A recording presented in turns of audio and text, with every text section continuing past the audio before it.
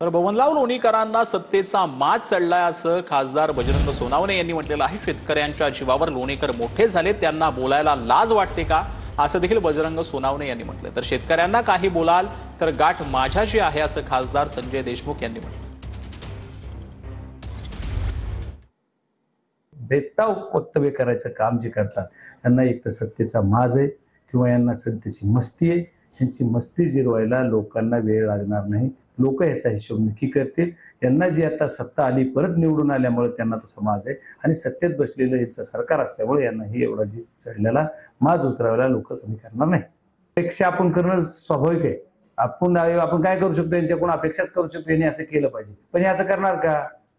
हे यांचं काहीच करत नाही। ह्यांनीच बोलायला लावायचं, ह्यांनीच काय काय बोलतील, काय काय नाही, काही लोक पाळलेलेच आहे। तसं हे बोलतात, मुख्यमंत्री महोदय याच्यावर काही कारवाई करणार नाहीत। की ते काही उपकार करून नाही राहिले लोणीकर, त्यांना जनतेजवळ भीक मागितली आणि त्यांनी शेतकऱ्याची कर्जमाफी देतो म्हणून असं या तिन्ही पक्षाच्या लोकांनी सांगितलं। परंतु अजून सुद्धा आमच्या शेतकरी बांधवांना या ठिकाणी कर्जमाफीच्या संदर्भात हे ठोस भूमिका घेत नाही।